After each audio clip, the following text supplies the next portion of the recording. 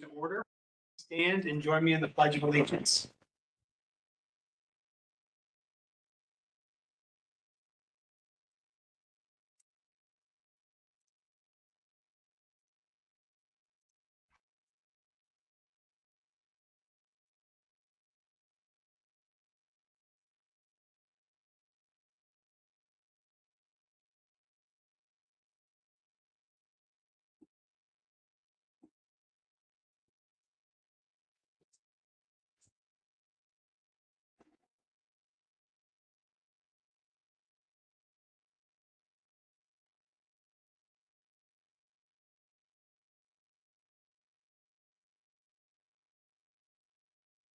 Acrisure, formerly Burnham and Flower, and he has a presentation on our insurance policy, as they have to meet with us every 5 years to review our plan and highlight additional benefits. And Mr. Gillis, you're up, if you can hear us. Okay, yeah, I just started working, so I kind of missed the beginning part of that. So I believe I can hear you well now. So can you guys hear me? Yes. Okay. I'm gonna try. Do you guys have a screen if I try to share the proposal that you guys will be able to see? Yes. Okay, sorry, I didn't know how big it was, if you were able to see across We've the got a room. nice big screen in here, and you should be able to. Perfect, okay. You. I'm gonna try. You're gonna have to cut me a break here. This is the first virtual I've done, so we're gonna get through it together though. Sounds But good. alrighty, yeah. So I didn't catch the beginning, but yeah, my name is Dustin Gillis. So I represent the southwest part of Ohio for Otarma, and I am your guys' rep. So yeah, the goal here really is just to do a quick overview and make sure you have everything scheduled accurately and up to date. So I typically always like to just start by asking if you guys have any questions right off the bat that you'd like to talk about, or any concerns, how things are going, just anything in general. I don't think so at this time. Okay, all righty. We'll just get right into it. Can you make him full screen this version? Fine. Because he is on mine. The meeting, I got him to go onto the stage. You can keep going. She's just trying to get you full screen. There we go. You're full screen now. Okay. I'm just trying I typically use Teams, so I'm trying to see how I can share my screen. Okay. I think there's a share button in the bottom center on the toolbar. There you Now I'm sharing my screen. That's not what I want. go. Looks for good. I believe this is it here. You can find it. Are you able to see that? Make that other. Yeah, you've got a separate tab, so it's off to the side if we can get a drug in there somehow. Do you see his other one to the left? I'm just a full. There we go. There we go. There we go. Your document is full screen now. Okay, I can't tell. Can you see me at all, or is it just the document? We can see both. I've got you Oh, okay, to the side, perfect. the documents, most of the screen. Perfect. Okay. Okay. So, alrighty. Well, yeah. So again, if no questions, I'll just get right into it so you guys can keep moving along. So, right here, this is similar to what you guys will see every year. I kind of break it up so that way it's more exactly what we want to go over.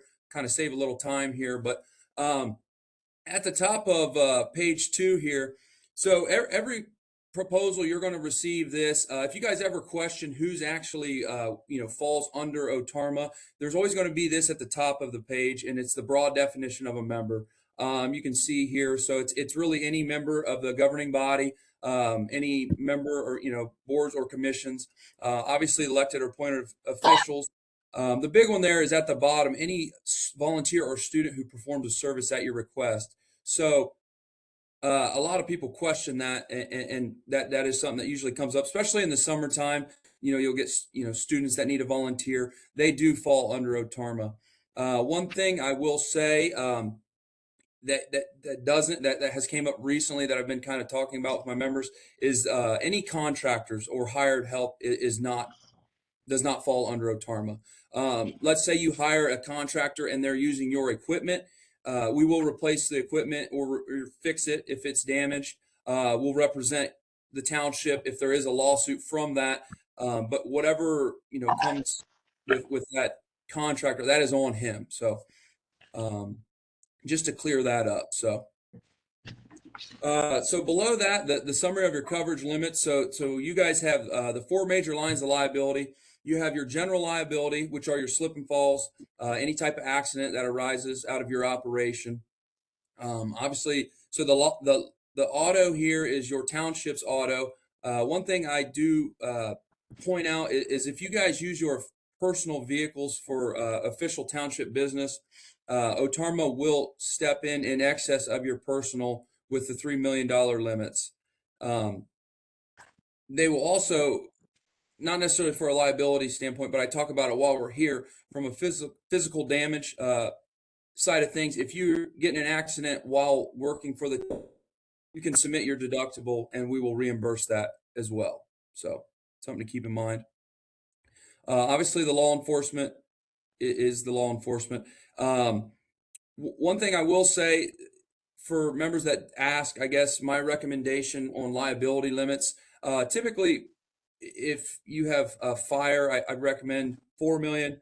If you have law enforcement, I do recommend 5 million, mainly because of really the law enforcement in general. There's just a lot more liability with that. Obviously, that's something that would cost additional, which we'll show on the price breakout page. But that would be my recommendation. Obviously, that's a decision that you guys would have to make. But if you were asking me, that's what I would say. So, and we can talk about that later if you'd like. So, and then the wrongful acts would be the decisions made on your behalf. So anything from hiring and firing to, you make a decision that negatively impacts someone and they feel that, they would like to sue you because of it.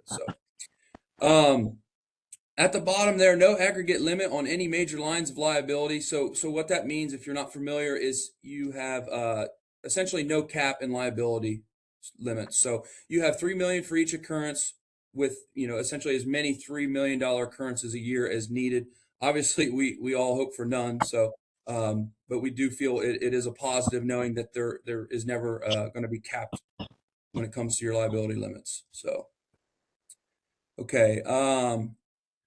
Property coverage. I don't spend a ton of time here because we do break down the buildings and equipment. I don't know what happened. Are you guys still seeing that? Yes. Okay, something just happened on my end. So,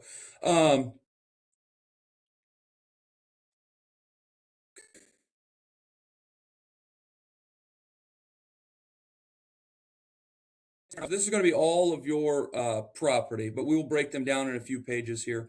The crime coverage, so this $10,000, this covers the theft of any type of money or securities by either someone who works for the township that's not required to be bonded, and or just someone who may break in and get their hands on something. One other example I always use is a township we had about a year ago. They had sent a check in the mail. It was stolen. It was a $25 check, and it was changed to $12,500, and it was cashed in like West Virginia or something kind of wild. I'm not sure how it ever got cashed, but this is what this crime coverage would cover, situations like that. So 10,000 is our minimum. That's included in every OTARMA policy. We do have limits all the way up to $250,000 if that's something that you would like, a quote for. Most townships keep it at the 10,000. I will say if you're, signing a lot of checks, sending them in the mail, even if it's a portion of the year, maybe you do a lot of asphalt work a month or two out of the year, you can raise that just for, a selected time if you'd like as well. So, the faithful performance of duty. So this is in lieu of your traditional surety bonds. We'll get down to the list here. If you see anything that needs adjusted, if there's a name wrong, you just have to let us know and we'll get that updated.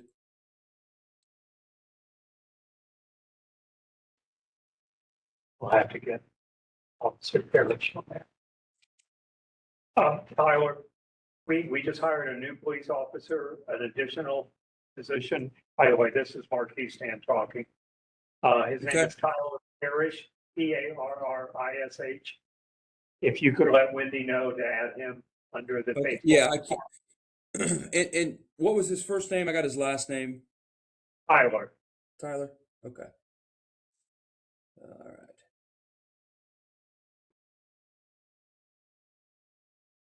Alrighty. I will do that. So everything else looks good. Everything else looks good. I reviewed these with Wendy a couple months ago. Did you? Okay. Sorry. Okay. Just wanted to check. So, all righty, we'll keep moving along. So, auto, I kind of treat it like the last page on the property. I just point out your physical damage is 730,634. So that's going to make up all of your auto. We'll get to the schedules where we see the individual vehicles. Cyber. So every Otarma policy has this cyber. So we have $1 million for the third party and $1 million for the first party. So this does have a $1 million aggregate limit. So there's also a pool-wide aggregate limit of $5 million. This is something that I feel I like to talk to, especially if you guys are I don't know how I guess familiar with that, but essentially, so all of our members share a $5 million aggregate limit, meaning if let's say there is a large cyber attack, I guess, and that pool ag reaches 5, wouldn't be any cyber left. I don't say that to scare you because it's never, it's not something that we've ever came close to hitting, but that is the structure of it. And I, obviously want to make you aware of that because some townships feel that, they want additional cyber coverage. This is all that we can offer within Otarma. If that's something that you want additional coverage, we can provide it. It just will be a separate standalone policy outside of Otarma. So, and then the cyber crime is the 200,000 for occurrence with a 200,000 ag. And that is essentially similar to the crime I talked about before, except anything that you would do let's say online. So alrighty, so the contribution page, so this breaks out everything. I don't know if there's anything, Mark, that you specifically wanted to talk about on this page. I know it sounds like you've reviewed it maybe with Wendy. I have. Okay. I don't think this has really changed from prior renewals, but if you want to go through it for the trustees' benefit, that would be helpful. Okay, yeah. And as far as going through, you just want me to to go through maybe how. So I guess okay. So the general liability is this right here is driven by your expenditures. So essentially, the more you would spend, the more that number typically would go up. So this was up a little bit from last year. Your expenditures were up 223,000, and your overall cost for the general liability was up around $700. So I'm just looking at some of the other increases. The other real increase, I guess, would have been the APD, which is your auto physical damage. So that was up about $467 from last year. But your total insured value went from 703,000, so that would have been all to 730. So around $27,000 increase in your auto.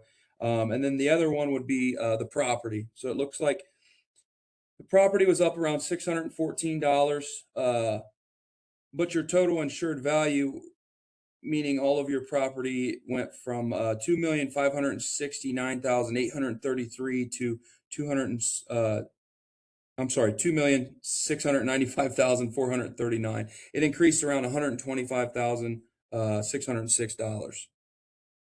So, and then here at the bottom is kind of on every policy, you're going to see the increased options, like we kind of mentioned before. These are annual, with those increases. That's something, if you guys ever want to talk about or decide, it has to be done before we bind coverage, so it can't be done midterm. So it's nothing we could change at the moment. So, alrighty. This page here just talks about the cyber, which I've discussed, about the $5 million pool-wide aggregate limit.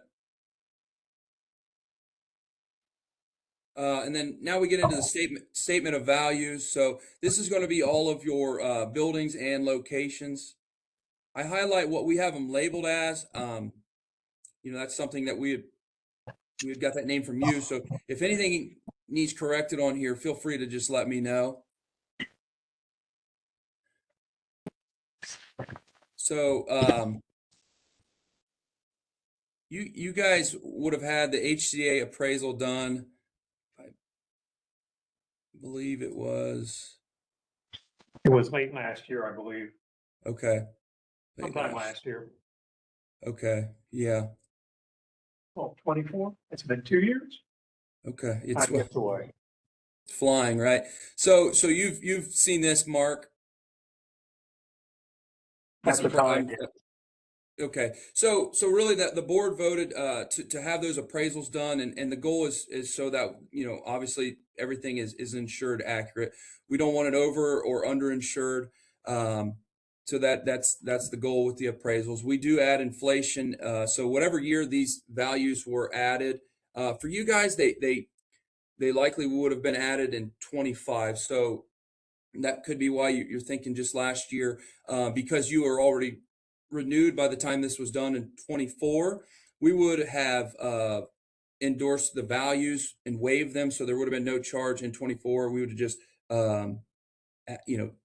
everything would have been, I guess, put in place in 2025 renewal. But to go over these values, just so you're aware, so the building value is obviously for the building itself, and then the personal property is something I like to clarify.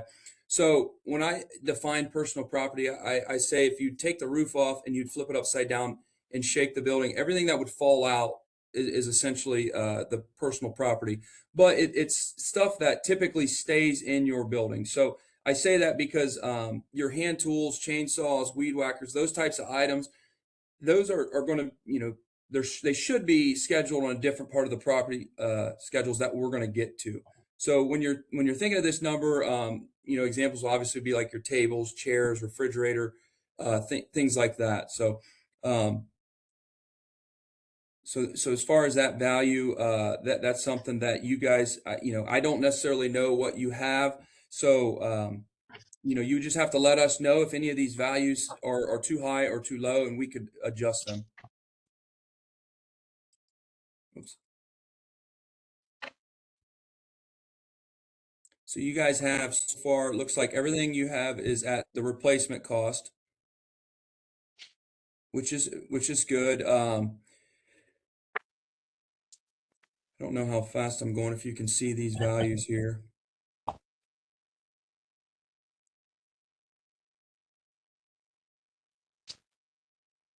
Okay. So right here, this highlighted section, the blank TIV, so that $2,120,000 number. So that's going to be for any one and or all of your property. So for example, we'll use this road garage. We have it insured at $489,216. So it's in the replacement cost, so that therefore it qualifies for the blanket limit. So let's say that building totals out and it costs you $525,000 for the building. You're actually, you have up to the $2 million number here to replace that one building. Again, and or all. So the reason that we try to have that accurate, the blanket limit accurate, is for catastrophics. So if each building is underinsured a little bit, we'll say $50,000 to $100,000, and a tornado wipes out multiple. It's a situation you don't really want to be in. So it is good though for the blanket is good for the one-offs. So. Any questions on how that is that works, or any questions on the values? No. Okay. Okay, so the additional property statement of values, this is going to be all of your tractors, mowers, you know, snow plows, or I'm sorry, if you choose to put snow plows on here, they could also be on the auto. I recommend having them on the additional property. And then the unscheduled miscellaneous, this, I always highlight this because this is a catch-all for all your small items. So anything $5,000 or less is going to fall under this category. We don't require a list for this, so I highlight that just as a reminder for you guys. If there's things that you got rid of or added or whatever throughout the year, just to keep just again as a reminder to keep an eye on this and raise and lower as needed. So On this list, Mr. Yeah. Holbrook, our road administrator, yep. found an item, and I think it's off this list now. That's what Wendy had said. But you reached out to Wendy. You found an item that we do not have. Wendy determined it was actually put on our policy by mistake. It belongs to another township. We are waiting for the refund of the Okay. premium for that item.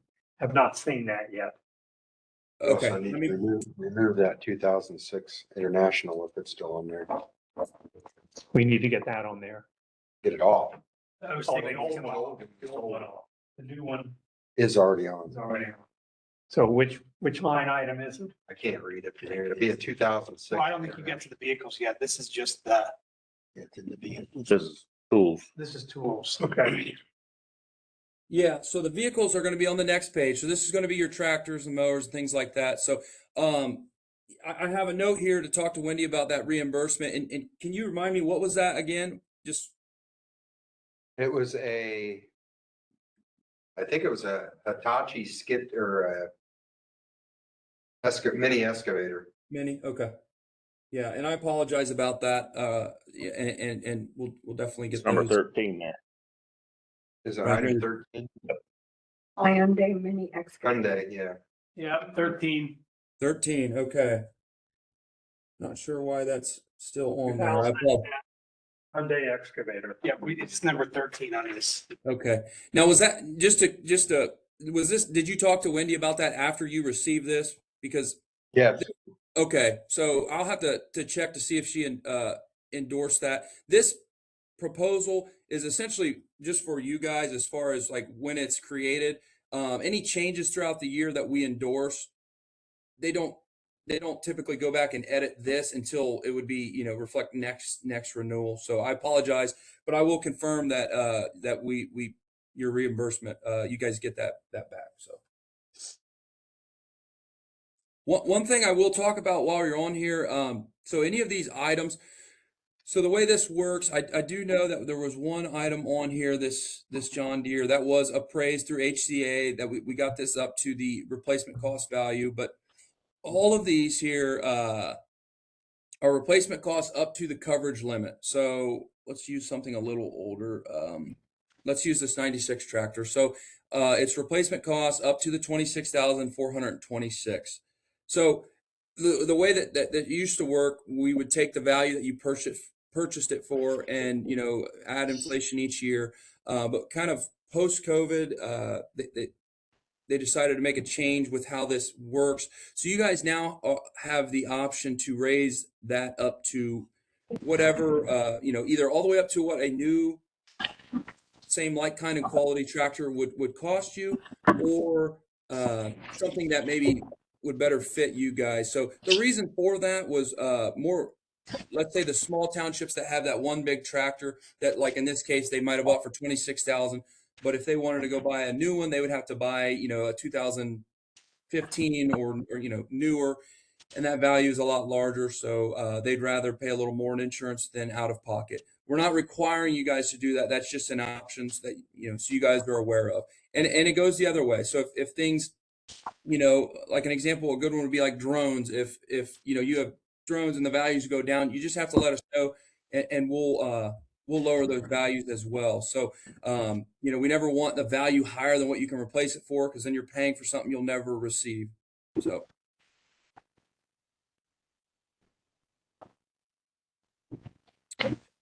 Any questions on that? No. Okay. Okay. Right here's the schedule of the covered vehicle. So this will be where you see all of your autos.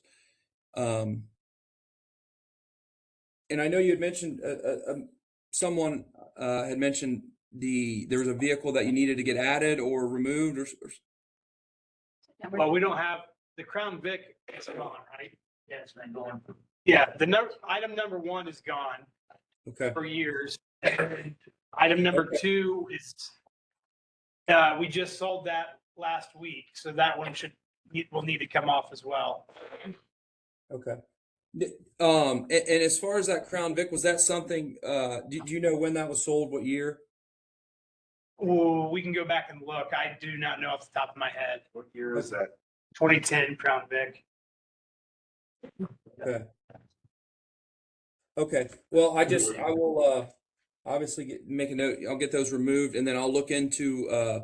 I'll talk with Wendy to see when, if that was just a mistake on our. Do you think that was something that you notified us and it was just never got taken off, or is that something that might have slipped through the cracks? Either way, I can try to get you reimbursement to whatever year it was sold. I'm not sure on that one, but yeah, I know we haven't had a Crown Vic in years. We've moved up to the SUVs. Okay. All righty. Well, we can I'll dig into that tomorrow and then get back to you guys on that. Okay. So the vehicle coverage, just while we're here, I guess, is ACV, which is the actual cash value. So this is going to be very similar to your own personal auto. Essentially, whatever that value is at the time of the loss, let's call it the Kelley Blue Book value of that vehicle, is what you will receive. So we just take the original cost new is what the value is what you're going to see here. So I'm just saying it's not showing the new dump truck on. Right there it is. It did. Right there it is. It's item there's 12. one more page. Sorry, I was just waiting until there is one more page here with 12 and 13.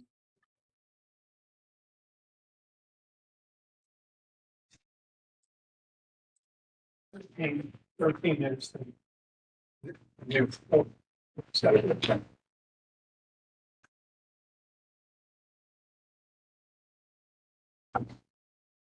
Yeah, I think we're good.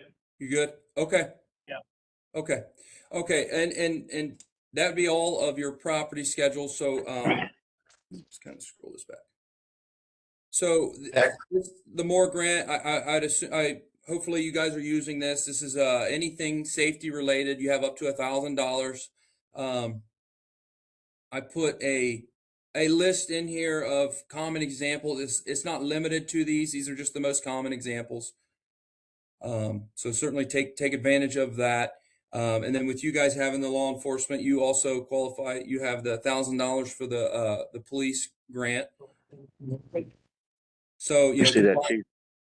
I'm sorry. Can you repeat that last one? So with you guys having the law enforcement, you also have the $1,000 police and fire grant. So that's an additional $1,000. So between the Moore and the police grant, that's a $2,000 that you guys can use for anything safety related. I'm not sure. Is this something that you guys used in the past, or is it? Oh, yeah. Okay. Okay. We'll keep. But I do have a question on this page. Yeah. Because I know that we use the police grant. We do Okay. not have a fire department here in the township. Yeah. But we have a joint fire department with the city of Germantown. They manage the department. But the funding for that comes to levies that start here at the township and include the residents in the city. Are they eligible to go through us to get a fire EMS grant? So it's typically if the fire is through the township. So anytime it sounds like you're contracted with them. Is that what you're? It's a joint department. They manage the department. They're city employees. But the funding is through a joint levy with the city residents and the township residents. Okay. I don't personally think it is, but I will check in on that and let you know. I had a note in that I needed to call Wendy on that issue anyway, so I'll let you follow up then. Yeah, no, I'll take care of that and I'll let you know what I find out. Thank you. I have Yeah. the sale date on that Crown Victoria if you want Absolutely, yeah. it. September 1st of 2020.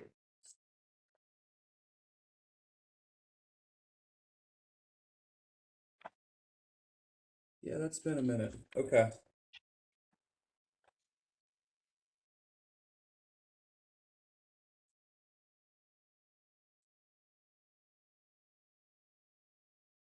Okay. Okay, yeah. I will talk to her about that tomorrow and we'll see what we can do. So if there's any, I'll look obviously through our system to see if that was something that we have a copy of your email. But if you have a copy that you had sent us, that would help.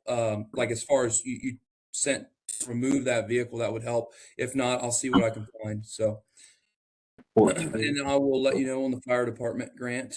16. And So- then Mark, I sent you an email of this layout. If that's something you want to, if any of the trustees or anyone wants a copy of what we just went over, I don't know if you got my email or not, but I sent it or right before the meeting. I had the earlier version, which I sent to the trustees, but I saw Okay. that you sent me something about 6:30 tonight, and I will send Yeah. that to them for their files. Okay. tomorrow. Okay, perfect. Yeah, it's really the same information. I just kind of add some of the things like the more grants and stuff, and then this page here of contacts. So we're with Acrisure. Wendy and I, we're the sales and marketing team of Otarma. There's also the KLA Risk Consulting. So, I'm sure you're aware of them. They typically come out every 3 years. It's probably. I think Kim is the one who came a year ago, 2 years ago. Okay. I mean, familiar. Plus Aaron Willis has been here a couple of Okay. times. Okay. Well, yeah, this is just a reminder of all of the contacts that, we are what makes up Otarma. So all of us are, if you ever have questions, like I said, the risk team, anything with like whole harmless agreements, handbooks, anything like that as well, they'll help you out on that. Obviously, Aaron is the cyber, so you sounds like you spoke with him, but any of these people, if you have questions. So, and that's all I have. So, let me get back to this. Dustin, we just confirmed back on the vehicle list. Yeah. Number 3, Okay. the 2015 Ford Yeah. was sold on January 29th of 2022. So just to confirm, we need to remove 1, 2, and 3. Yes, Okay. And you said they're all 3. 1, 2, and 3 are gone.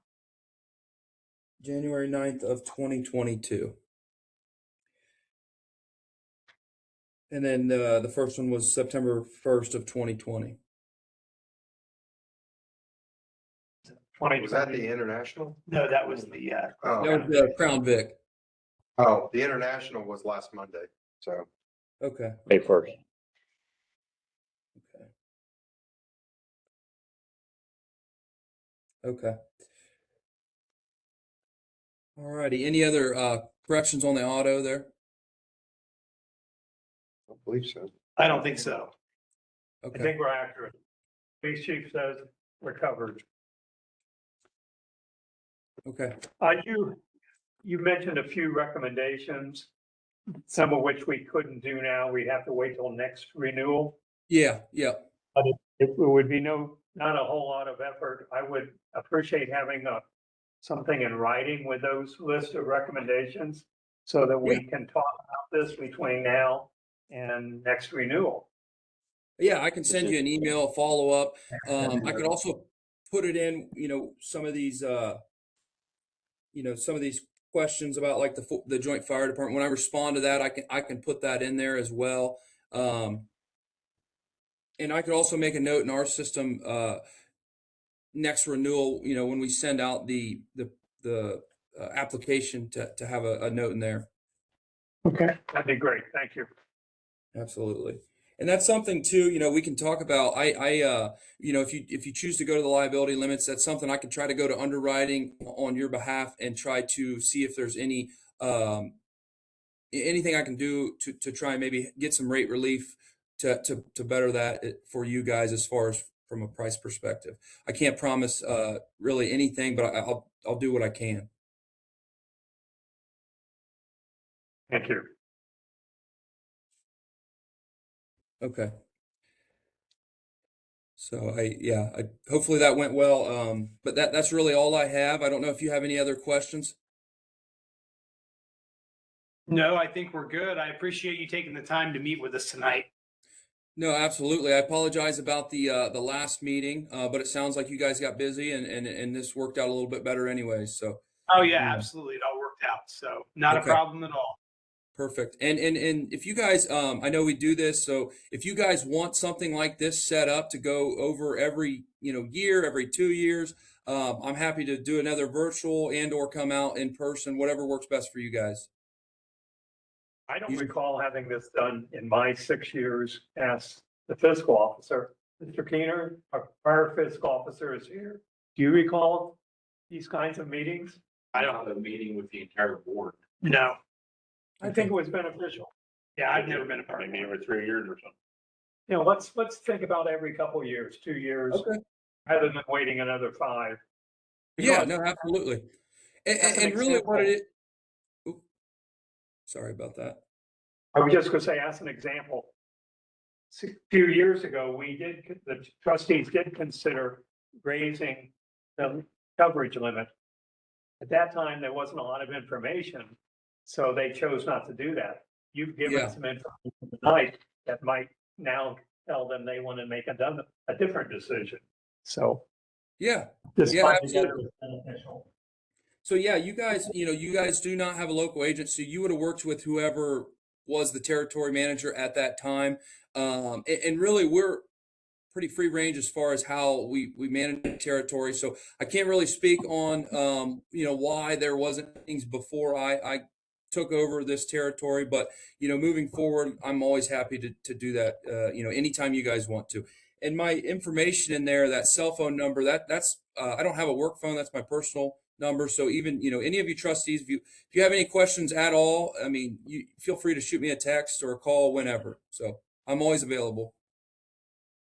All right. We appreciate it. All righty. Yep. I appreciate you guys taking the time. I'll get back to you on those answers. All right. Thank you for stopping by. We greatly appreciate your time and look forward to hearing from you. Thank you. Yep. You as well. Take care. Thanks. Thank you. Thank you. You have to try to drag that screen back to normal. There we go. Well, if he quits, he needs to quit sharing this one too. There we go. Okay. All right. Now that Mr. Gillis and Acrisure are complete, I don't believe we have any other visitors scheduled online, right? No. Okay. So are there any visitor comments in here tonight? Yes. Mr. Jacoby, just come up and state your name and German Township. You don't have to do your address. Kurt Jacoby, German Township.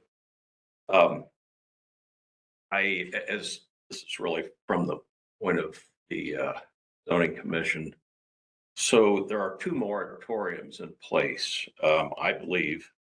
One for aggregate mining extending 6 months. Is that correct? I think they were both a year, weren't they? Both a year?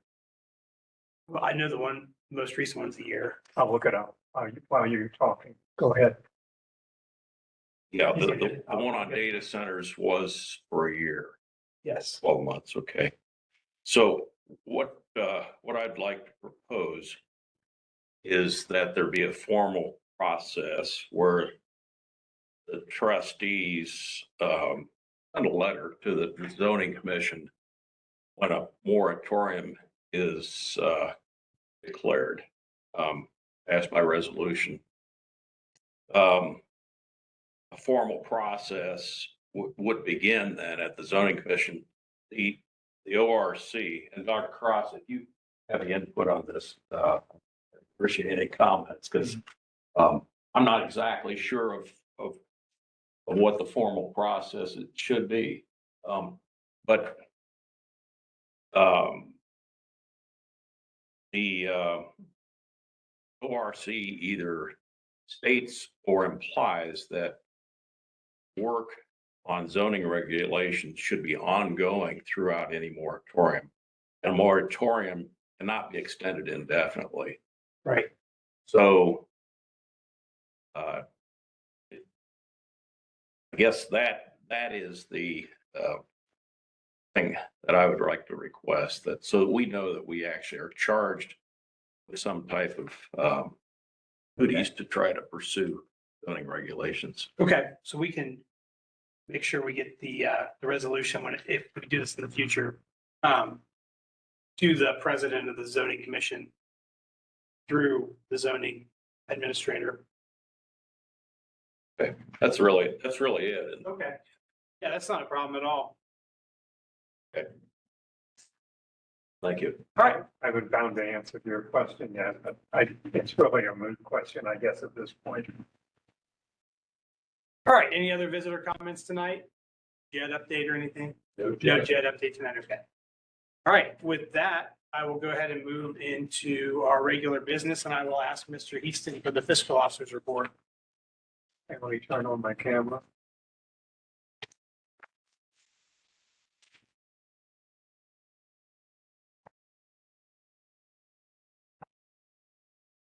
Okay. Good evening again, everyone.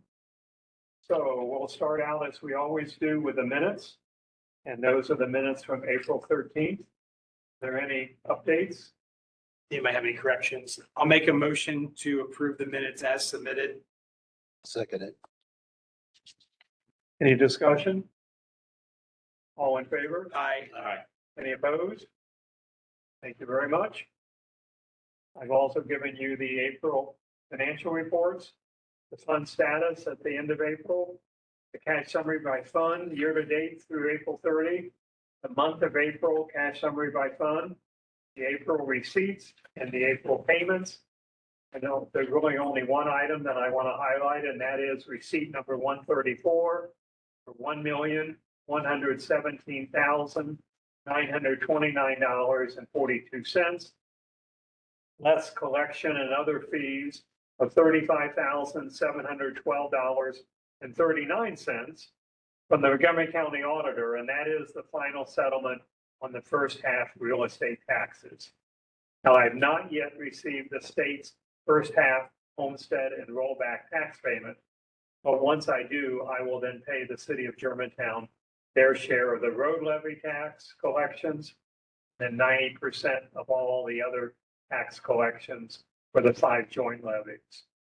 That usually happens towards the end of May or the early part of June. Is there any questions about the financials? No. If not, could I ask for a motion to approve the reports and authorize the payment of April bills?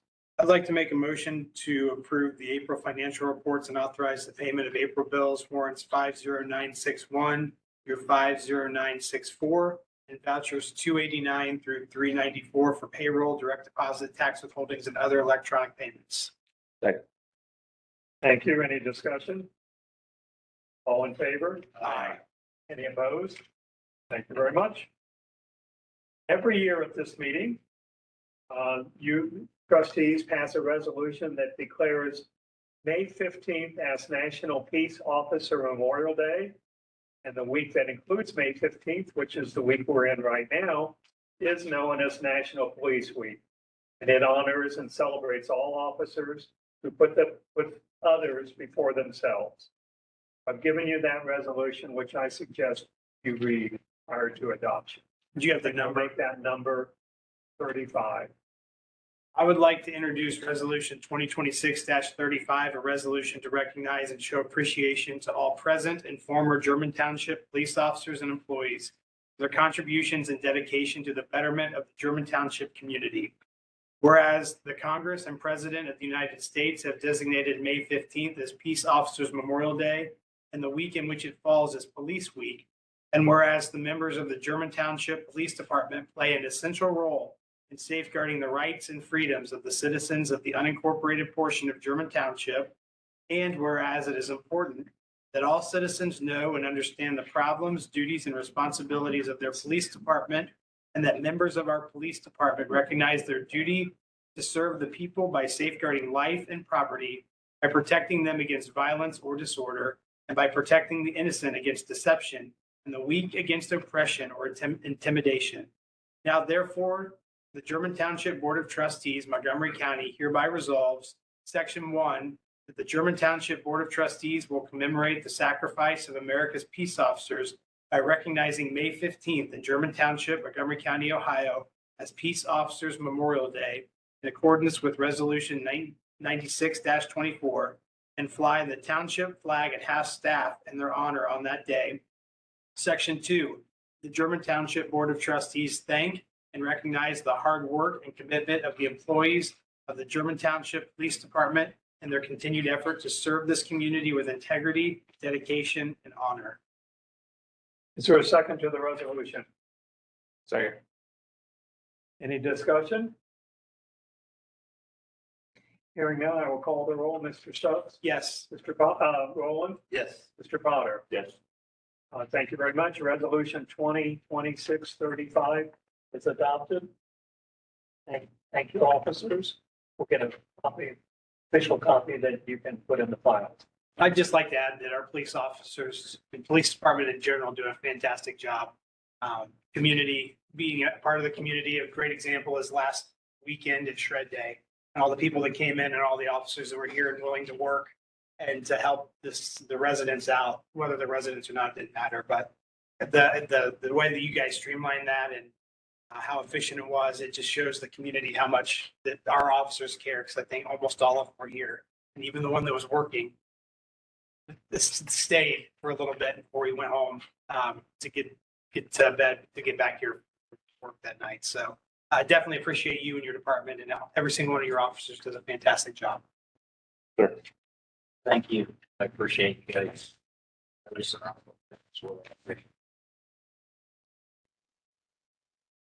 Okay, I'll move on. The new computer, mobile device, and information technology acceptable use policy, which you approved last month. I have distributed that to all the employees with a request that they complete an acknowledgement stating that they have read, understand, and agree to comply with the policy. And I'm beginning to collect those acknowledgements. And I'm sure many more will be coming in. You want to do it now? That'd be more appropriate. Okay. I believe that Chief Birch would like to discuss one aspect of the policy. On the policy, section 2, bullet point 5, reference to the devices not being allowed to be unattended. The police department must frequently leave these devices unattended in our cruisers. However, the device is locked in the car and can't be removed. And when an officer leaves the car, the laptop is shut down in a way that we have to log back in and get back into the car. So we can't sign this the way it is.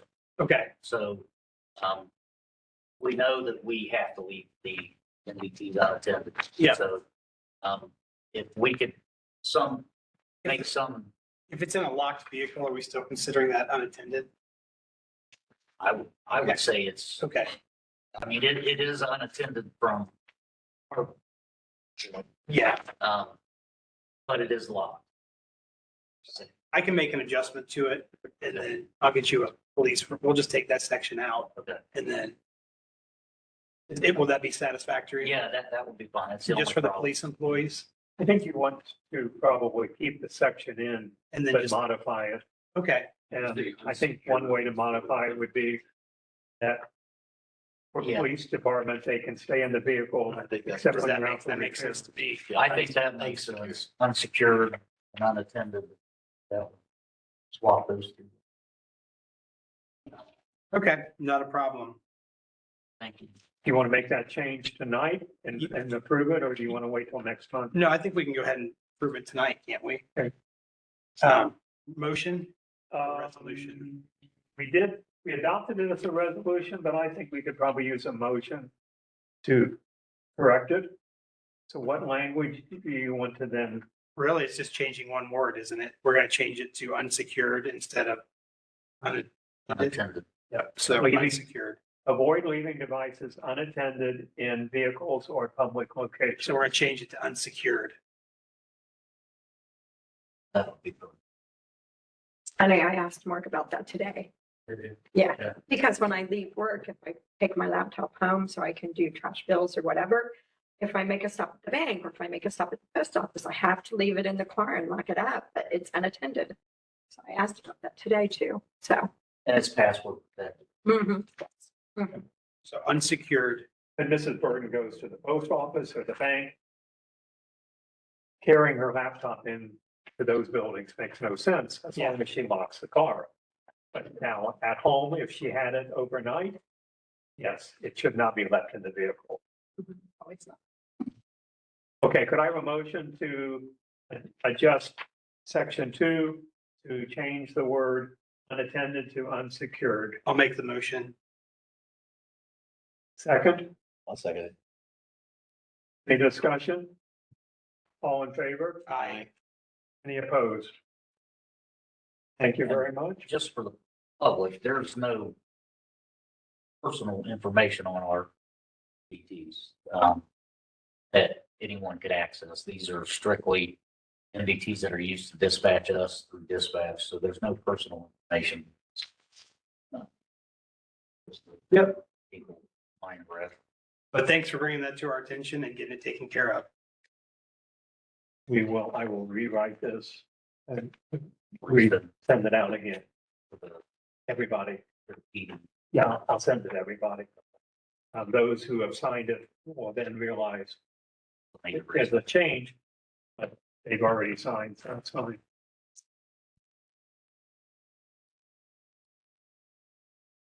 We make a note.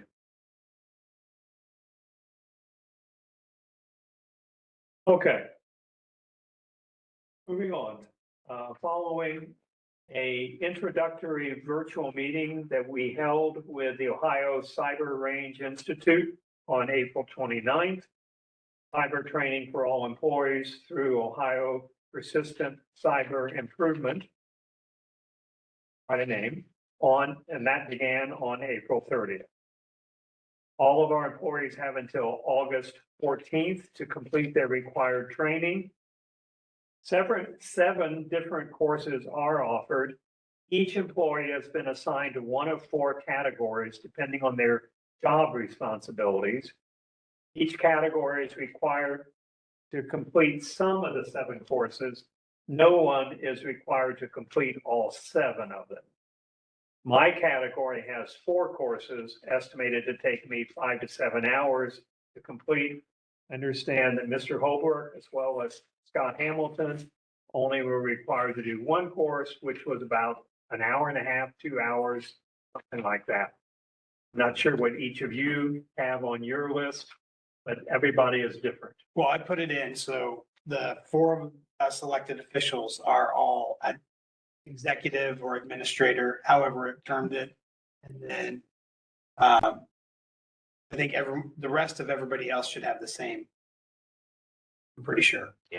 ours. I think I put general employee, and we did not have an IT staff, so that would have been the ones that would have had to take all 7 courses. So the 4 of us have 4 The courses. 4 of us have the extra to do. Have 4 courses. Everyone else has 1. So- Not bad. There you go. Okay. But that's how I broke it down. Just the elected officials were the, it said CEO or administrator, I think, technically on the form. So I just marked the 4 of us. And if anybody would like to do extra, just let me know and I can change your, okay. Good, thanks. Okay. Some good news. On April 20th, the Department of Justice extended by 1 year the deadline for our web content and our mobile applications to meet the disability accessibility requirements. So the new deadline is now April 26th of 2028. So that was not quite the same urgency that there was prior to this update. But I have not heard anything more from Shoemaker Technology Group concerning what the status of our new website design is, since we had our meeting with them back on March 30. But at that time, James O'Brien from Shoemaker did state that designing the website would take 3 to 4 months.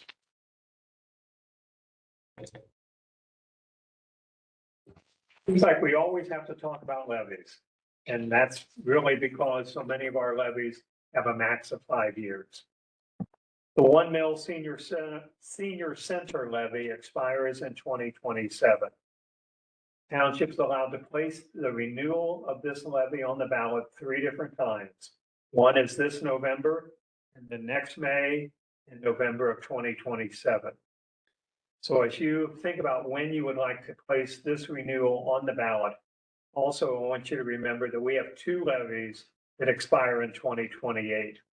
The 1 mil road levy and the half mil pool levy. And those 2 renewals can be placed individually on the ballot either in November of next year, May of 28, or November of 28. I don't know whether you want to consider putting the senior center levy on this November. If so, it's not too early for us to get started because we have to finalize it and have it to the Board of Elections by the beginning of August. So if you want to do anything tonight, I've given you language. If you want to wait for another election other than this November. What are the thoughts? Do you guys want to try running it the cycle early? We're allowed to do, or wait until 2027? Didn't we run the road levy a year in advance before? My opinion is you need to run the road levy as early as The possible, road levy for sure. because that has been the most difficult to pass. We need to run it first. Can we run it this- Well, I would run the senior now in November so that it doesn't get lumped in with the road levy. Because you could run the road levy in November of 27. And in 28, you'd have 2 opportunities. But if you wait until Run the November of 27 to run the senior, Well, you could do May of you 27. could do May of 27. But if it fails, then you're piling them up in 28. Yeah.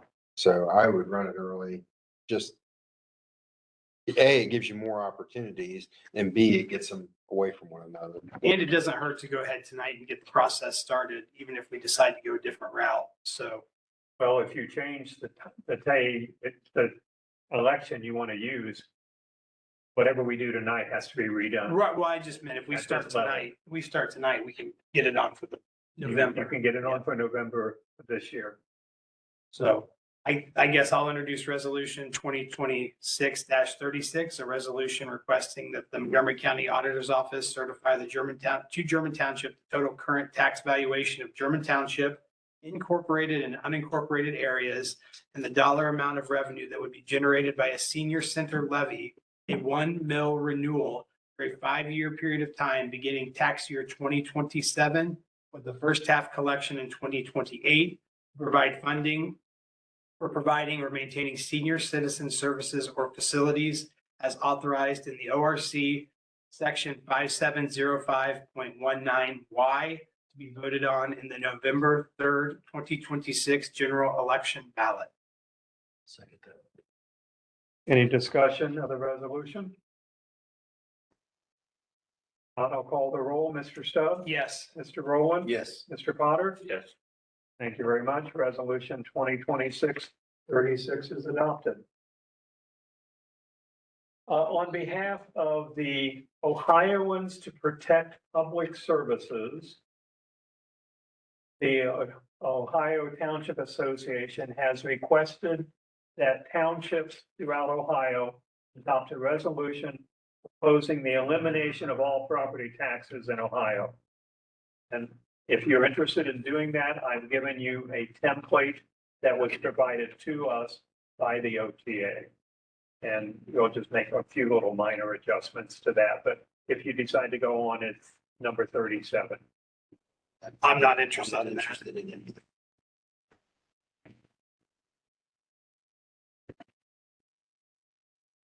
All right, we'll move on.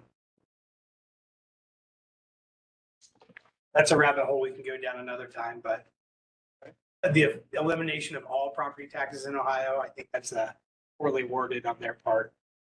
I think there's definitely places that there could be cuts made, and I would not be comfortable saying all property taxes. I'm not comfortable telling people how to vote, So, township trustee. yeah, I'm not in favor of that whatsoever. Very good.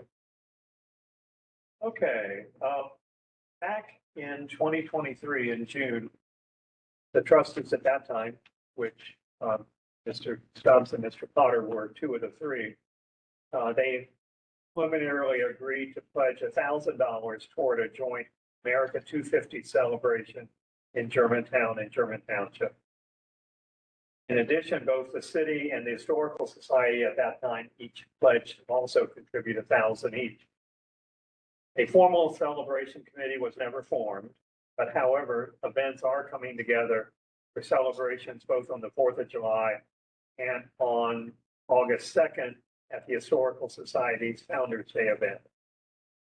We received a request from the city to fund our $1,000 pledge to assist the city in purchasing small American flags, similar to what you are seeing right now in front of City Hall, which will be placed in the right-of-way along Market Street from Route 4 to Astoria Road. And since we didn't do a formal vote back in 2023, if you'd like to fund this request, we'll use Resolution 37. A couple of questions. What are they going to do with the flags after? Are they giving them out to people that come to the parade? Are they going to be there all summer long? Like, what is the plan for it? I haven't heard, I don't think they'll be giving them away to people because they want basically to look like an avenue of flags. Okay. End to end in the city. But what happens to them, how long they're in this year, probably by the end of the summer or into the fall, I would imagine they'd be removed. They probably wouldn't be in very good shape No. after being in the sun that many months. But that's just my guess. Okay. Wasn't there, refresh my memory, something about using this money for the tree? What did we do with it? We didn't. We did not use it.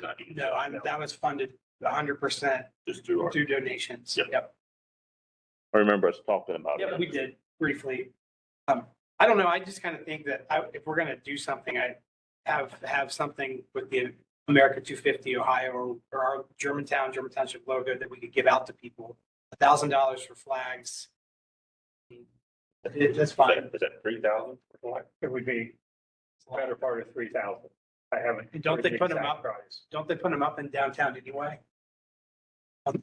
Down the main stretch? Typically, I thought they did. But these will be small ones, like Right. currently you're in front of City Hall. There's a long-term plan to actually do large ones like we do out here. Okay, but that's probably can't get done for this year, which is why they're looking at something smaller for this year. $3,000 goes a long way for flags. I For don't know little how many flags. it'll take. I mean, it's a mile and a half, Both sides. both sides. And I don't know Just whether 3 they miles. plan 50 feet apart, 500 feet apart. I would think it's probably going to be closer to 50 or 100 feet apart. Well, we agreed to contribute, so if this is what. That's what they decided to do. It is all in the city. I would like to point that out. Just saying. Would you like me to tell them that some have to come into the town? Absolutely. 725 east all the way. To the township building. We'll see what happens. So let's use a resolution. All right. 37. I'll introduce resolution 2026-37, a resolution to approve the $1,000 we previously set aside with the America 250 project to purchase small American flags that will be placed in the right of way along Market Street from Route 4 to hopefully the German Township building. We'll make that into the resolution. Thank you. Could I get a second? Second. Any discussion? Hearing none, I'll call the roll. Mr. Stubbs? Yes. Mr. Rowland? Yes. Mr. Potter? Yes. Thank you very much. Resolution 2026-37 is adopted. Just an announcement, the next Montgomery County Township Association meeting will be held next week on May 21st at 4 p.m. at the Miami Township offices. I do plan to go if anyone else wants to go with me. I've never been to the Miami Township building. So Where's it? It's right on Lyons Road, right? The road that goes over to the Dayton Mall. remember where the movie theater used to be? It's now a Yeah, car. Harbor Freight, yeah, Menards. I've been there before and I think it gets a little confusing which building to go in. So just have to be on the, I'm not sure which one it was when I was there, but I think you've got a police, there's multiple things going all together. Yeah.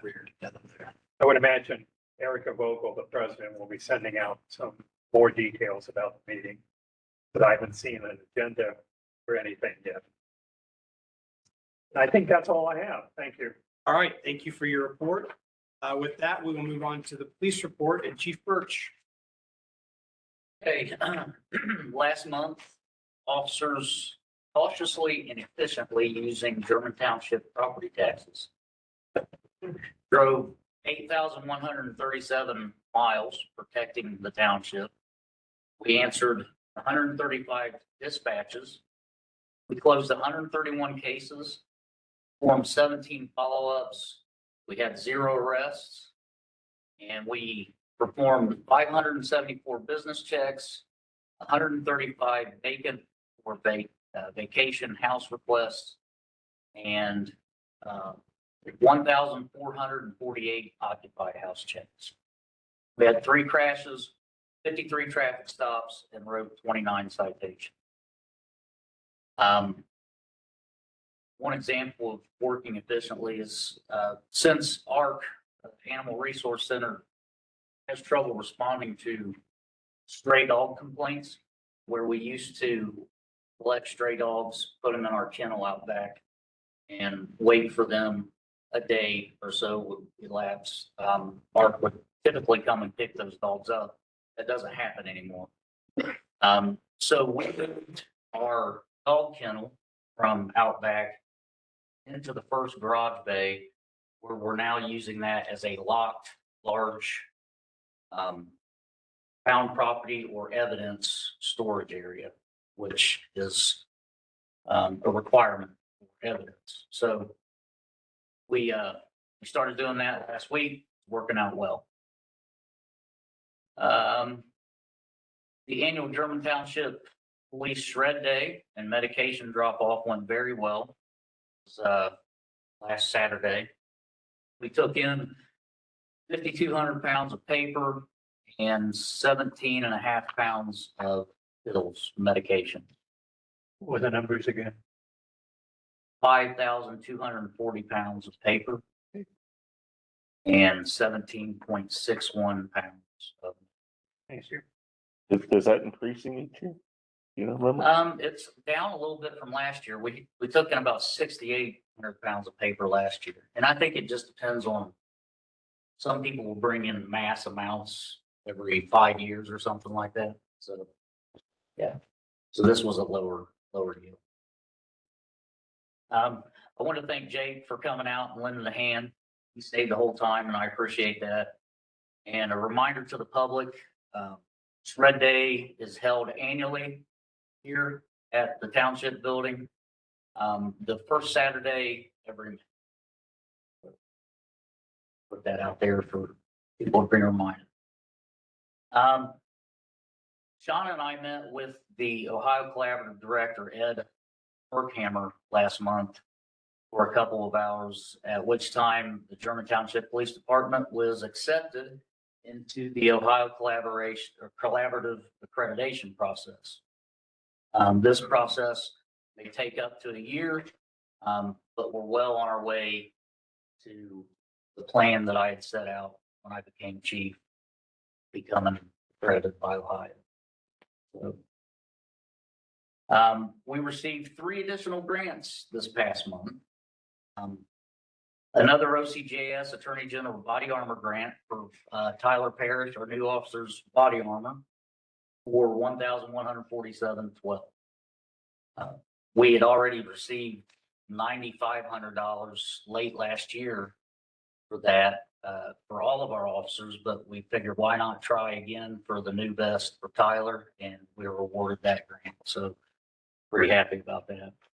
We received the $1,000 Otarma safety grant for new traffic vests, to replace our orange traffic vest, which now seems the new standard is the bright green, yellow vests. I guess those are supposedly seen further away. So that's what we plan to do with that $1,000.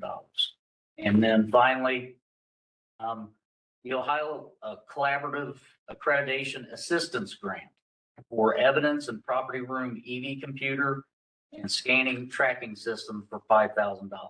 Currently, we're kind of behind as far as our evidence tracking. We write everything in a book and it stays in the locked evidence room with the evidence. It's a good system. It works well, but this new system will print a barcode. Barcode will go on the item. It gets scanned into the system, and then that system will work with Montgomery County Crime Lab.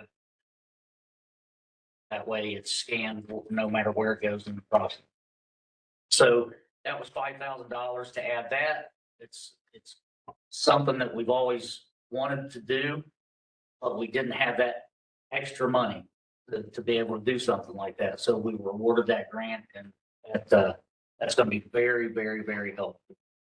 Unfortunately, we put in for $22,000 to try to upgrade all of our computers in the police department from Windows 10 to 11 to help with our, what's the fellow that did the audit? Willis? Yeah. So we got turned down for that. So we're going to have to spend that money ourselves to upgrade our computers to become more, I guess you could say, safe as far as the cybersecurity. There's That's still what it was. support Yeah. for Windows 11, not Yeah. for 10. Yeah. So it's all got to do with the cybersecurity audit. So we had put money in the budget this year to do that if we didn't get the grant, but we did not get the grant, so we'll have to spend. Then let's see, this makes a total of 6 grants approved this year so far for a total of $42,244. Still have 2 grants open for an additional $47,000 and are constantly looking for more grants to apply for.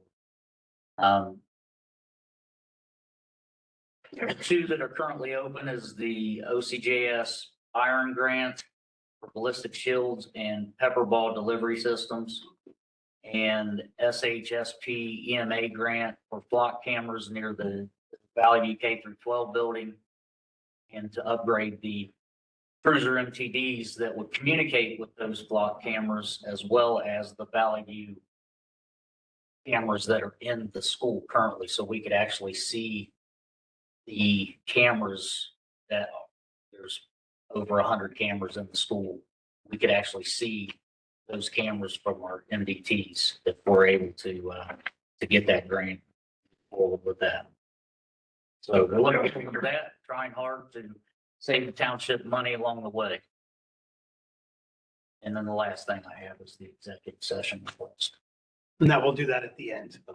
Mr. Stokes? Yes, I have just a question. sure. Mark Cross, So you get any guidance from the ARC as far as dogs now, because they won't pick them up? What do you guys do? They send us a list of steps that we need to take to try to find the homeowner or the owner of the dog. We've always done that anyway. We always post online so that people can see, hey, this dog's at our facility. Where now we can't take a dog in because we can't take care of that dog. We're out on the road, we can't. So, basically they gave us all, they got a grant a couple years ago to get, the scanners for all the departments, all the police departments. So all the police departments now have a scanner. But the problem is with these codes that are the little chips that are put in the dog. Companies, they go and sell all these chips and get people to buy into this system. Then, they suddenly go out of business. So those chips don't have a way to get back to our reader. It might say it's number 1,000,000 whatever thousand, but it doesn't tell where that dog came from. So that's the problem we're running into with the scanner. So right now, all we can do is take pictures of the dogs, post them on our Facebook, try to get the word out to local, Like rescues. yeah, rescues like Adopt a Pit, different rescues in the area, and ask the people to please take care of the dog until we can find a home for it. Yeah, so I think that's a thing of the past of having Art come out and pick the dogs up or something. Unfortunately. All right, does that conclude your report? Yes, sir. All right, Mr. Holbrook with the road report. Pretty quick tonight. First item on my agenda is I wanted to inform the board that we have sold the old International 2006 International dump truck on Gov Deals. The truck ended up bringing $28,501 and was sold to a gentleman in Greenville, and it was picked up last Monday. So that is gone, and I need to contact Wendy French and make sure that gets removed off of our insurance policy.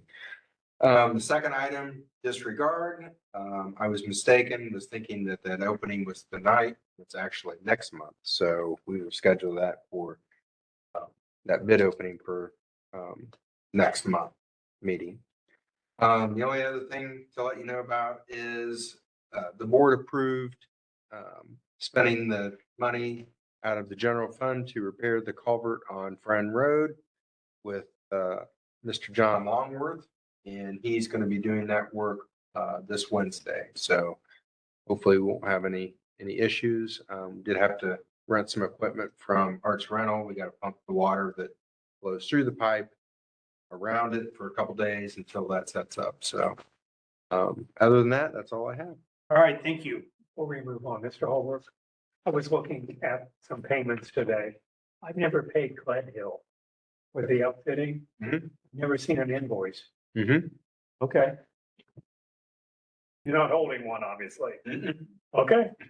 But when they want to get paid, I guess they'll mail an invoice. Yeah, There's been some issues that he's getting. they still haven't finished their end of the bargain. So Very good. That money in your account earns interest. way I look at it. All right, thank you for your report. Yes, sure, yep. This is pretty much under roads. Did anything as far as the DB Road dust issue complaint? Is anything been done about that? Or- It kind of died. Yeah. Get off roads. Where is the, Oh, can you identify yourself, Mr. Jacoby? where's the work to be done on Harris Road? Not Harris, it was Fred. Oh, I'm sorry. South, Yeah. west towards Just east, Rocky, to Rocky, yeah. All right, we'll move on to Ms. Bird. One thing, Sorry. that story, have you heard of opening date? Soon, another thing. heard they, every time that I get a county schedule of work, it still says to be determined. So I think the 25th of July was the estimated completion date. And they're making good time, so I don't see why they couldn't make that date. But I don't hold it to, don't, that's not a formal date from Montgomery County. All right. Ms. Burton with the zoning report. First, I just want to say thank you to the board for approving my copier printer. I use it all the time and absolutely love it. And it does a great job and it has very good clarity. And I really like it. And I've been able to scan and go straight to my email and be able to send things out that way too. So it's been really helpful. Zoning report, I only have two: a permit for an agricultural barn at 15317 Oxford Road, and another permit for an agricultural barn at 15560 Moyer Road. All right, thank you. We'll move on to trustee reports. Mr. Potter. All right, I have a couple things for the parks. We've had two new board members. One was Kay Brazell and the other one was Dominic, and I do not remember his last name. But as of now, we now have a full board. Tiffany Tobias resigned from the city and Mindy Callahan has took her place.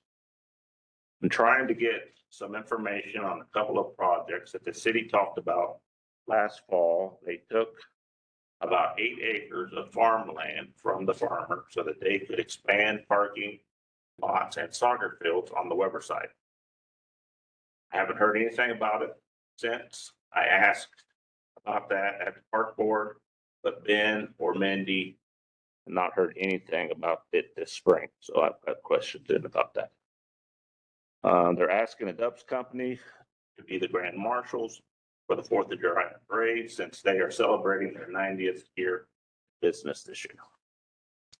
And in my report, plaques has been installed by the city on the wall.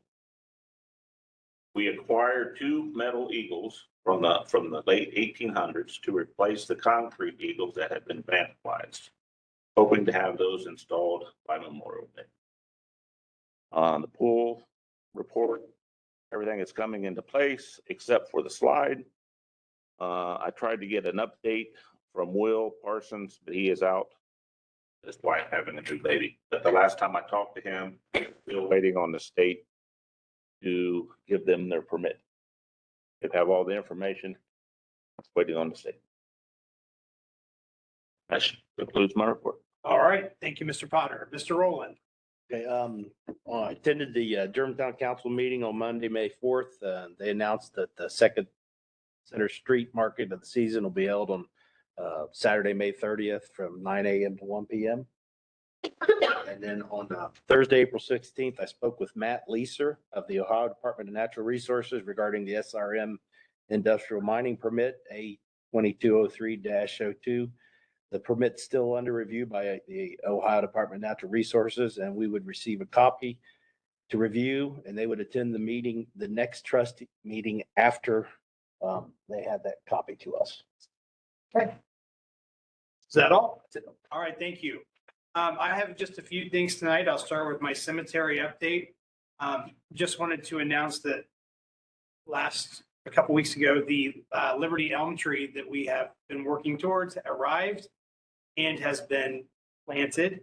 I have a resolution here that we passed tonight thanking the, this isn't a resolution, I'm sorry, I misspoke. This is just a thank you letter to the Board of Trustees. It says the Board of Trustees of Germantown Union Cemetery, thank you for allowing the German Township Road Department to assist with the planting and receiving of the 2026 elm tree. Mr. Jeremy Holbrook and his crew provided the heavy lifting and planting that was necessary to make the planting of the tree possible. The Liberty elm tree has been planted in the grass in the triangle at the entrance of the cemetery, and will have proper signage to explain its historical value to the United States as the United States of America. Again, thank you for your support of this historical addition to the Germantown Union Cemetery. So this has been sent in forward, so I'll give that to Mr. Heaston. And thank you for loaning the backhoe. I know it was kind of a comedy of errors as the truck broke down in transit from Shockton, just outside of Dayton apparently, and then we had the Lions Club coming to document and take pictures, and then that messed up them. They had to come back the next morning. And then I believe you were out of town. And just, as things happen and the stone that was out front that said Germantown Union Cemetery, well, it just so happened to be sitting on a 4 foot deep, I think he said 84-inch long piece of concrete that they couldn't get out of the hole. I tried to get it, I Yeah. tried to lift, I got it out, but they wouldn't lift it. Yeah, so they ended up, Duff's company brought a big forklift of some sort down and then got stuck in the process trying to move it. So I guess it was just a whole ordeal, but appreciate everybody's support, and Duff's company and the Lions Club especially for helping out and making sure that there was no tax money was spent on this project whatsoever. So I think it looks great now. If you drive by, the leaves are on the tree. It's I think he measured it at 38 feet, he said. So it looks good. And then 10 years from now, 50 years from now, 100 years from now, it's just going to get better as we go on. So definitely appreciative to everybody that helped out along the way. Next, we have student volunteers that will be coming to the cemetery on May 15th. The plan right now is to have them place the American flags in the veterans holders on the veterans' graves. So they're going to canvass the cemetery and get those out, saving many, many hours from our staff at the cemetery in preparation for Memorial Day. Speaking of Memorial Day, preparation is already underway. If you've driven past, you can see the wall project that has been completed out front. We decided to spend a little extra money and get sod put down on that hillside due to our fear that hydro seeding it wouldn't take and then have some erosion problems along 725. So the sod looks great. I have to say that Ben DeGroat and his company came and did the work for us, and they did a absolutely fantastic job.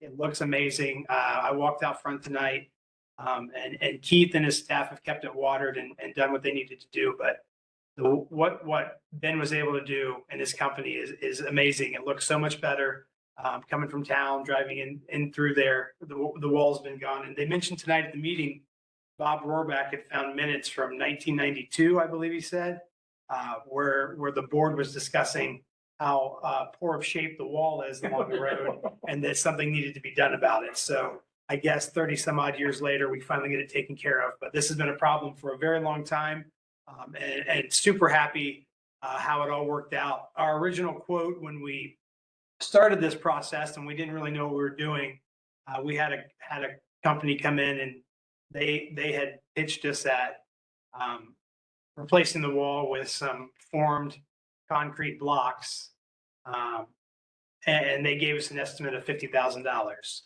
Well, when we're done with the project, we paid for engineering and Ben to come in and do his work, and with the additional cost of the sod on top of it, we're somewhere at close to $20,000 that we've spent to get this safer.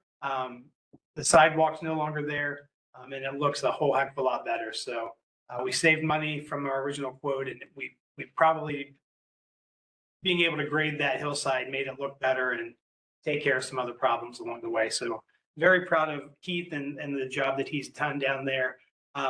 One other thing that happened at the cemetery I'll report on just because it was bizarre is we had an abandoned vehicle that appeared last Friday. Was it Friday? And it's gone. Did you guys do anything with it? Do you want me to explain? Oh yeah, go ahead from your end. So, on private property, we typically do not tow.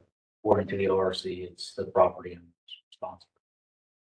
So, on roadways, we have to wait 48 hours to tow. There's been cases, and it's just the way it is, the vehicle's been stolen off the side of the road. So we still have to wait that 48 hours to get it.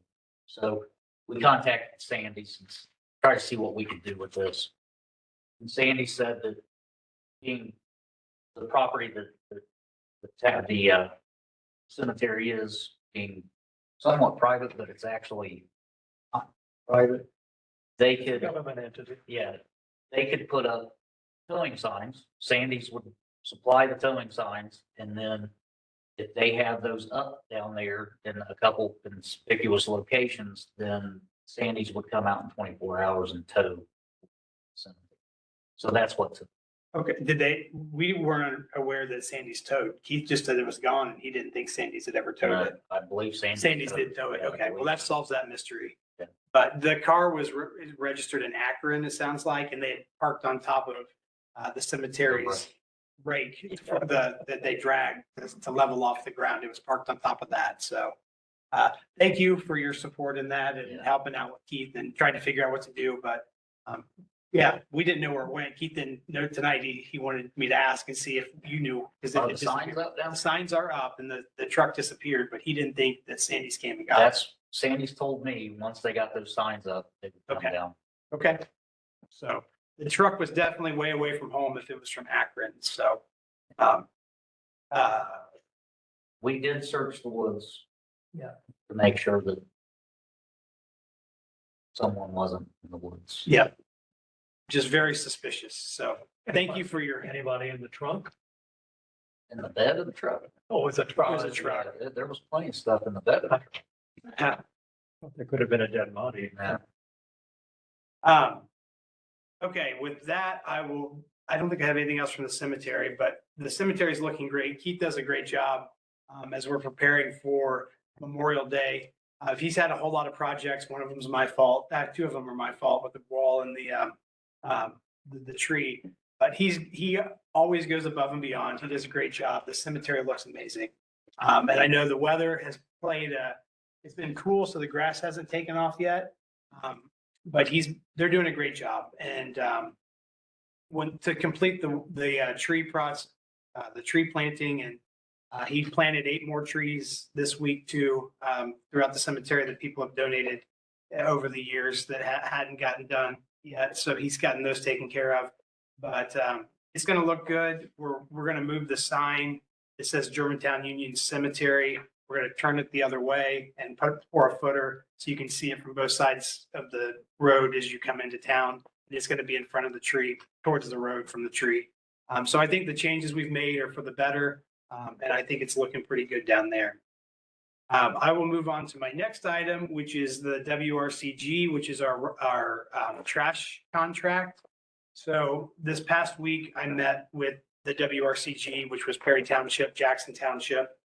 Farmersville was not there, but we had hosted a meeting at Jackson Township building to open the bids, to receive and open the bids. Unfortunately, again, only one company decided to come. And we had several throughout the process. Waste Management wasn't a practical choice because they are automated only and you are required to use their cans. So to do that, we would have had every resident, even whether you own your own can or not, would have had to use their can, and that was going to cause problems. And also limit on what people could dispose of on a weekly basis. So when it came down to it, we had Rumpke and Republic that were involved, and then only Rumpke decided to turn in a bid the day we opened them. So I sent to Mr. Heaston, and then he forwarded along to you the pricing for the new contract. We did simplify the contract from last time. It is much shorter, and Rumpke said they did appreciate that as they were going through it. But currently, German Township has 1,171 households. We requested bids for 2 different ways. There's contractor billing, which is Rumpke doing all the billing for the township, and then community billing, which is the way we've been doing it. What we found out during the process is, as if a resident does not pay their trash bill to us, then as trash is required by Montgomery County, let me go back and say that trash pickup is required in Montgomery County every 7 to 10 days. It has to happen. Because of that, we are not allowed to bypass residents for trash pickup. Okay, so if someone chooses not to pay their bill, in the long run, it gets put on their taxes through the township can put the bill onto their taxes. Or if Rumpke takes over the billing, German Township still has to be the one to put it on their taxes. So the extra headache that it is to Rumpke, they added significant cost. If you could see the breakdown on the difference per month on the billing. Rumpke doesn't like doing the billing portion of it. And they made that pretty clear with the quote. This is a 2 different part quote because we have a price per month for billing for the trash pickup and then a price per month billing for the bi-weekly recycling. And they have to be added together to get the final cost. So the pricing we received, and I'm going to recommend that the board approve this contract with the community billing, which is the way we currently do it. For 2026 is $18.31 per month plus $4.91 per month for the recycling. What's the other $1.50? So you're getting ahead of me, but you can rent a cart for $1.50 per month from Rumpke, a trash can. They've lowered the price. I believe it was $3 and they reduced that. Yeah, they did. They reduced it to $1.50 per cart for this cycle. So this contract is good for 4 years. The way it currently came out to just short of $70 per quarter for 2026. It increases by about $1 for 2027, and then a little bit more in 28, and then 29 as well. So we should be good with our current billing rate through 26 and maybe even 27 before we have to make an increase. The number 1,100, is that addresses? That's the total households for pickup. Household. Yeah. And you're saying that 75 that we currently charge, I think you'd like to keep it at that? I would like to keep it at that for at least a year. And then we can look at it again after that, but because we're going to be at, it would be short of $75 by the end of 27. Well, We'll be pushing it close, but yes, we're gonna be dipping into the fund balance even in the first year even with cost. even in 2026. Yeah, with the cost of sending out the bills, collecting the money, posting it, all that, submitting the unpaid ones, we'll be dipping into the Okay. fund balance. What does it cost us to do that each month? Well, we've estimated in the past about 13% increase over and above what we pay Rumpke is what we use for billing. So given this slightly under $70 charge now for the next year with Rumpke, it would be about $80 that we would typically do that if we stuck with the 13%. But we have a healthy fund balance. Well, I just was wondering, because I was wondering how much percentage wise is more to have them to take care of it. To have them do it came to $83 per quarter So 83. and 26. Compared to 70, is that what we're talking about? Yeah. What's that percentage wise, Mark? That's pretty much what his difference was. We have about $80 in versus 83. Yeah. Because we got a 70, just under $70 for Rumpke, but we have another 13% on top of that. No, I just was, what I was saying was if we had them do it, what would we actually save on our end? Won't say. Also, Well, no, I mean, I guess you don't understand exactly what I'm you'll saying. save a couple dollars the residents will save a couple dollars per month. Starting out, but also the contractor billing increases at a higher percentage than. I'm just looking at the Yeah. big picture of things.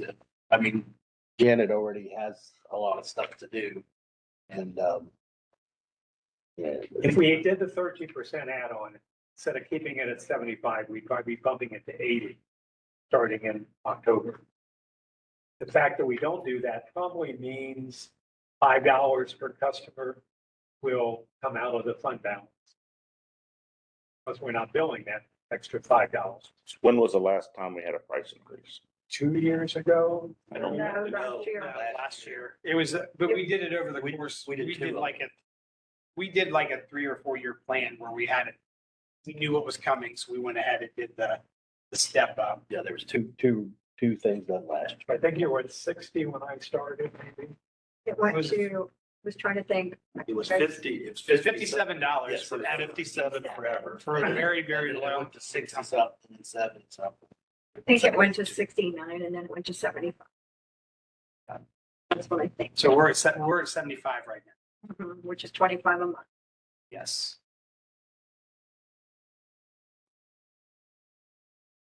Well, first of all, you'll need a resolution, to move forward with the contract. And if you want to make any change to the billing rate, we'll do it as a separate resolution. Right. If you're going to keep it at 75, at least for the first year, we don't need to take any action I think on it's, the billing. I think we stay at 75 at least for the first year. Well, I think we need to see how much it's going to take out of our. Yeah, I think we look at it again in 6 months. That's fine. Well, you won't even, We don't begin have to see this till October. It doesn't go into effect until October. So a year from now, you could maybe talk before you go into next year's increase. So we have until October to make it. We can raise it. We could raise it next month or the. Oh, you can make it effective in October. You can do it whenever you want to do it. Correct. So let's investigate that a little bit more. That's fine. I think Perry Township is going to go with contractor billing. Jackson Township is going to go with community billing. So, And it can be done that way. we set the bid up that they gave us that they don't care which way we go. This is the price, no matter which way So we go. each community Each can make community their can own pick decision. however they want to do it. Yep. Yep. Now Perry's going to do contractor for sure. And Jackson Township is for sure going to do.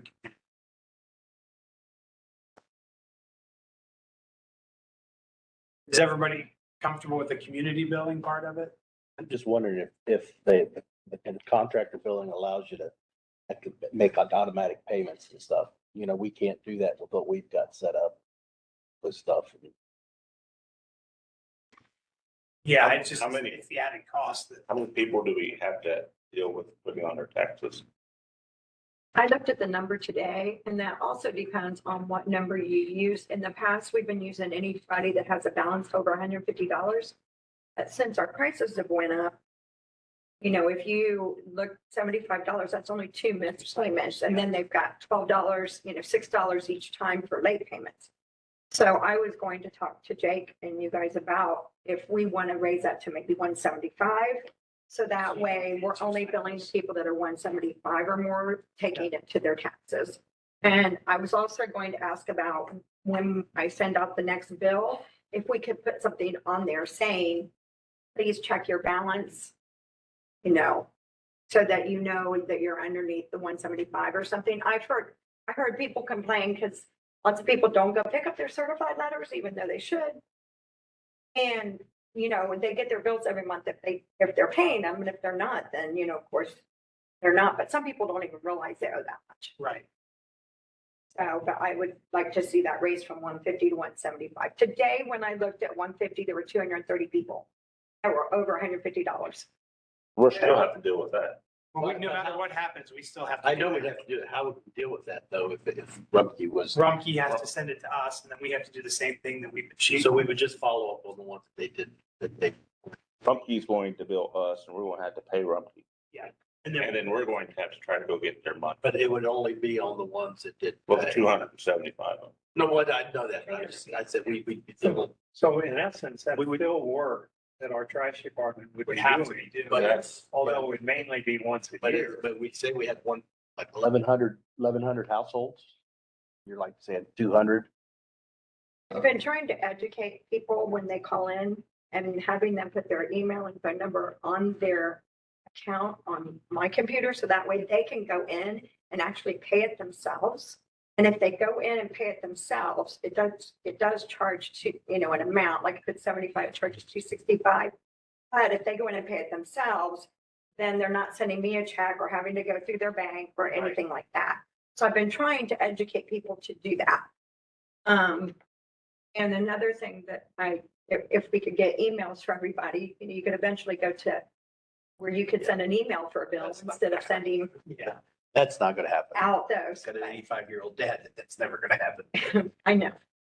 But as people get older, you know, I think a lot of people would prefer the email. Not the. I'm just saying, there's some people. I think there's a lot of people that would like to just get an email and click and be done with it. So Right, exactly. So maybe that can happen in 10 years or maybe that's something with our new website that we'll be able to, click here and go to so.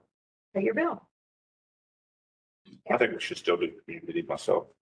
I know That's fine. I just wanted to know what the difference was and understand. Jackson Townships are, so it's gonna be about, it's 13-ish dollars per month in 2026, but then it goes up from there. I mean, the way things are going up in price, it doesn't look like a bad deal. No, and the good news is with only Rumpke, we weren't amused that Rumpke was the only one that showed up again. I do feel like they gave us a good price, and at the end of the day, this is, I guess other communities, they can add fuel surcharges into to increase that later. Doing that. No, everything's included in this. This is all inclusive price, so they can't get us for a fuel surcharge later or stuff like that. I know I did get a letter in the mail this past week from a resident asking for senior pricing from Rumpke because a Kettering or some other community does it. That was not included in this contract. If it did, it would increase the price per month from everyone else to cover that they're not gonna lose money on that. So that's not something that's in this contract.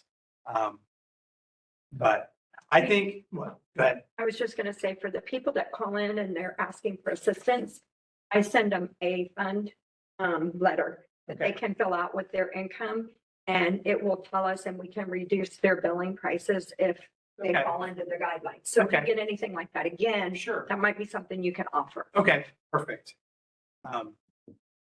Yeah, I'm good with community billing. I was hoping it would be a little closer and would take the burden off of us or you, not me, us, you to do, because I know it is a lot every quarter with all the checks and all the letters and all the stuff that gets dropped off. Well, But- more and more, we're getting credit card, which makes a big difference for you, I think. Mhm. Because you're not posting any of that credit card payment. The credit cards is when they go online and do it themselves. Yeah. Mhm. Yep, Which I'm trying to encourage. Educating. yep. That's where they pay an extra fee though, right? And they do have to That's- pay that's the problem. That's 265, the and it would be nice if they didn't have to pay that fee. We have to pass that on. I think we're legally required To pass that along, Want the because taxpayer. it's a credit card. Right, so I think All of our- ORC, I think we have to. I don't think it's a choice. Mhm. So That's we their can't take that convenience. loss. That has to be included, so, which we wouldn't want to do anyway. That's for convenience fee. Resolution number 38. 38. I would like to introduce resolution 2026-38, a resolution to accept the contract from Rumpke with the following prices. The price per month for community billing in 2026 is $18.31, 2027, $19.05, 2028, $19.81, 2029, $20.60. The price per month on recycling in the same time period, 2026, is $4.91, 2027, $5.11, 2028, $5.31, and 2029, $5.52. That's a long resolution. And the. Oh, I was just adding, I know, I know. And the cards. oh, yeah, also included in this. The cards are optional, aren't they? Cards are No, optional, we needed it in but the contract. price is $1.50 per card per month from Rumpke. I didn't pay that every, that's reason. Now, are they gonna continue to use manual dumping, Yes. or will they use the automatic No. arm? No, not automated. And that was one of the, when we were going through this, one of the, why we didn't pursue waste management more is because we didn't want automated with all the farmers and everybody out here. If we're going to require them to use their can, and if it's overflowing or whatever, they're not going to dump. Like, so there's going to be problems. Use an arm for their cans. They will use their can, Rumpke does. but it won't be out here. They do it Do in my they? house. Oh, yeah. Oh, okay. Yeah. If you have their stuff, they Okay. use an arm.